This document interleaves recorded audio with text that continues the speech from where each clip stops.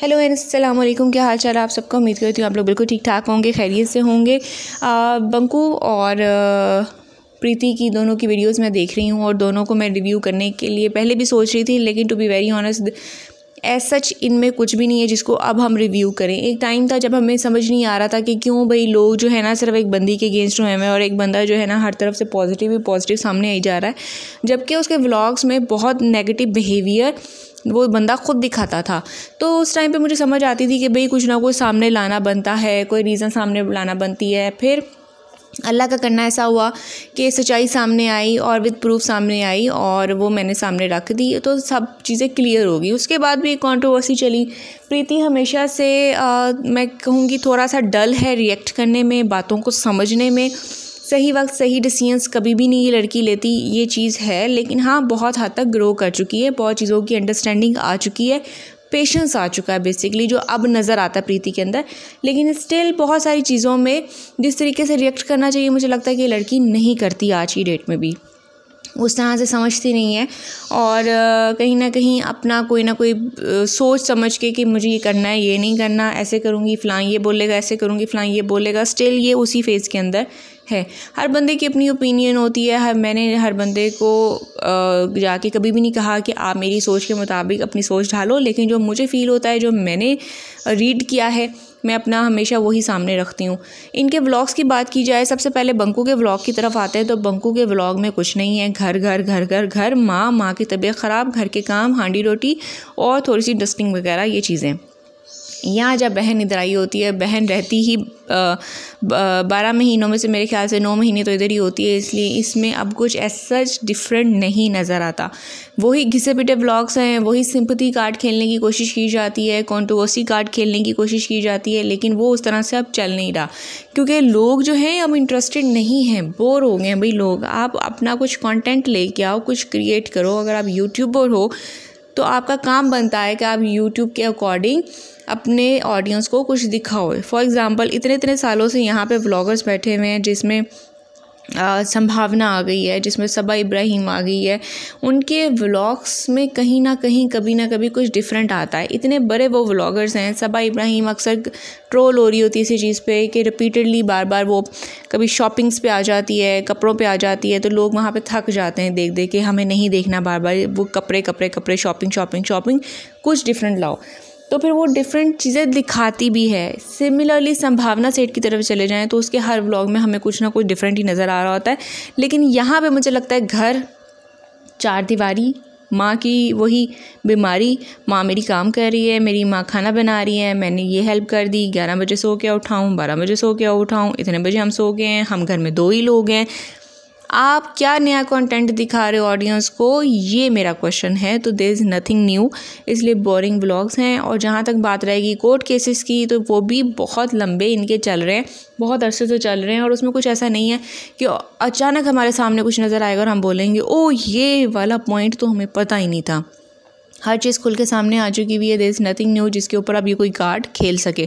अब आती है प्रीति की बात, तो प्रीति की साइड पे भी मुझे लगता है कि बहुत ज़्यादा ओवरलैपिंग हो रही है। सेम कंटेंट वही आ जाके ये है, ऐसे है, वैसे है, मैं सिंगल मदर हूँ, मेरा रोना धोना, मेरी ये मेरा वो। अगर आप क्लेम करते हो कि आप लाइफ में आगे मूव ऑन कर चुके हो, आप में ग्रोथ आई है, आप में पेशेंस आई है, आप हैप्पी हो, आप हैप्पी जोन में हो, आप पीसफुल माइंड में हो, देन प्रूव इट।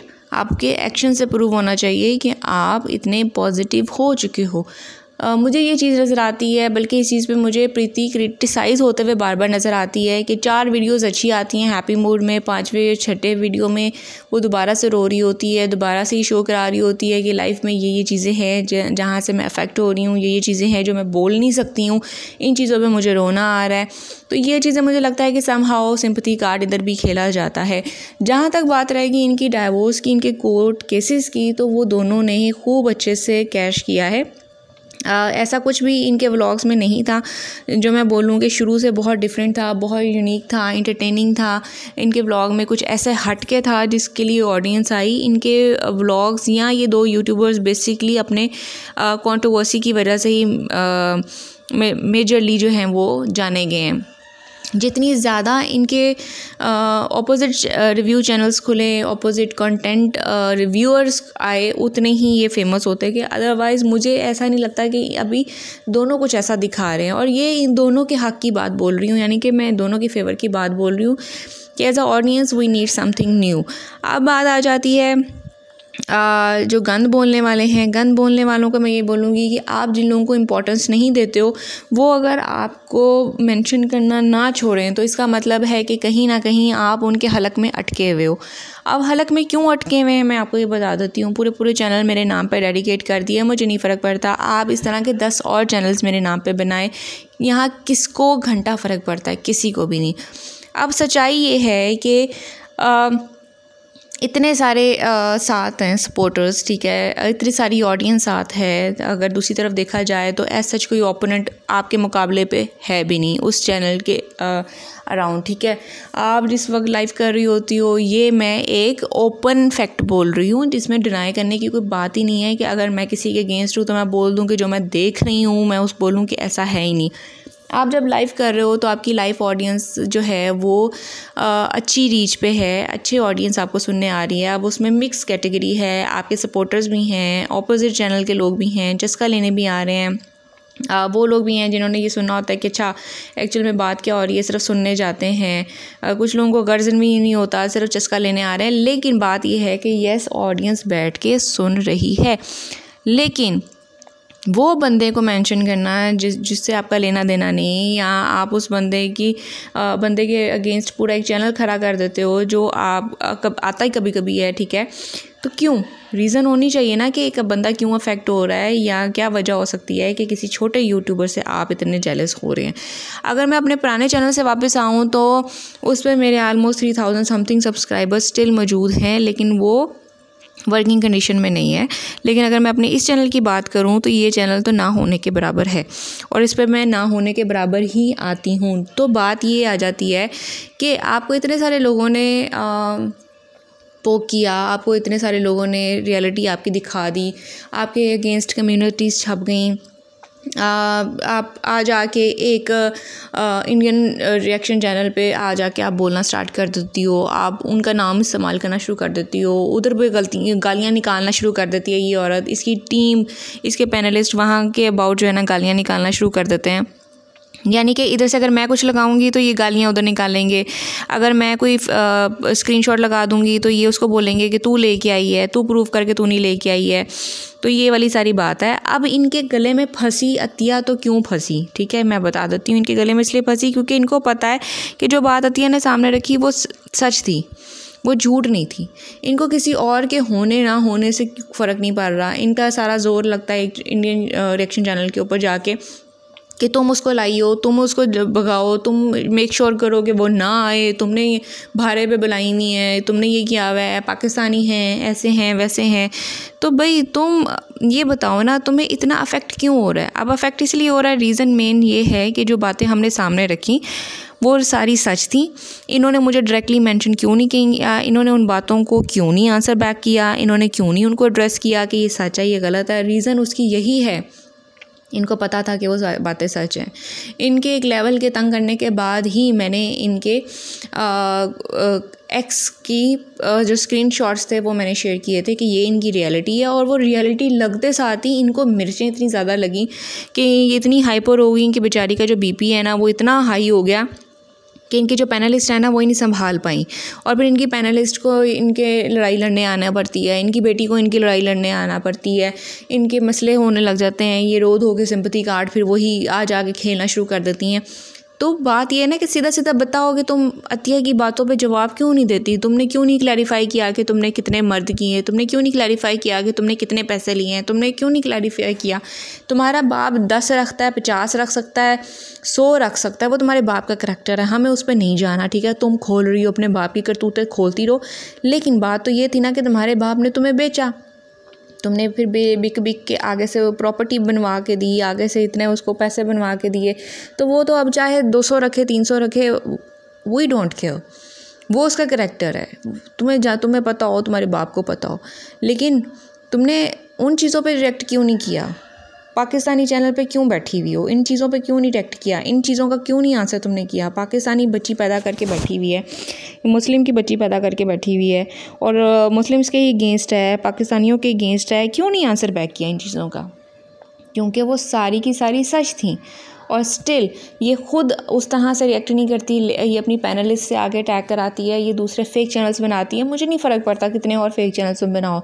इसका पहले एक 6 10 चैनल था, उससे इसने कितनी औरतों को जो है ना ट्रोल किया, हरास किया, उनकी पिक्चर्स यूज़ की, मॉफ करती रही है पिक्चर्स। क्या ही फ़र्क पड़ता है तुम्हारा और कितना ही गंद खुलेगा। तुम गंदी जहन की औरत हो, तुम गंदी ज़ुबान की औरत हो, तुम गंदे ख़ानदान की औरत हो, तुम गंदे बच्चों की भी माँ हो, तुम हर तरह से गंदी हो। हमें और कुछ क्लैरिफाई करना ही नहीं है, हर चीज़ तो खुल के सामने आ गई। अब तुम और 10 गंदे चैनल खोल लो, उसके गंदे टाइटल्स रख लो, तुम कुछ भी कर लो, तुम डाइवोर्स को स्टिग्मेटाइज़ कर दो। तुम तो प्रीति की सगी नहीं हुई, प्रीति को डाइवोर्स होने वाली है, तुम डाइवोर्स को स्टिग्मेटाइज़ कर रही हो, सोसाइटी में एक नेगेटिव पहलू बना रही हो। आज ये मेरे नाम के साथ डाइवोर्स गर्ल अतिया लिखती है अपने फेक चैनल से, कल को ये कुछ और भी करेगी। अच्छा मज़े की बात है, ये भी प्रूव करने की कोशिश कर रही है कि ये चैनल से मेरा कोई लिंक नहीं है, मैं तो जानती नहीं हूँ इसके पीछे है कौन।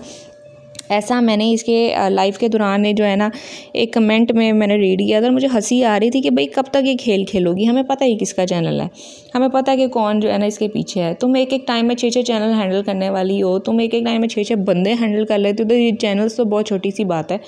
तो ये सारी चीज़ की रियलिटी है, हमें नहीं फ़र्क पड़ता। गंदी औरतों के मुंह से गंदी निकलता है। अगर तुम बहुत पारसा होती, नेक होती, ठीक है, बाअदब होती, बाअखलाक होती या नेक घर से होती तो हमें फ़र्क पड़ता। हो इतनी अच्छी खातून हमारे बारे में ये बोल रही है, पर तुम जैसियों को तो कुछ सुनता भी नहीं है, तुम जैसियों को कोई रिएक्ट ही क्या करे। ठीक है, ये वाली बात है।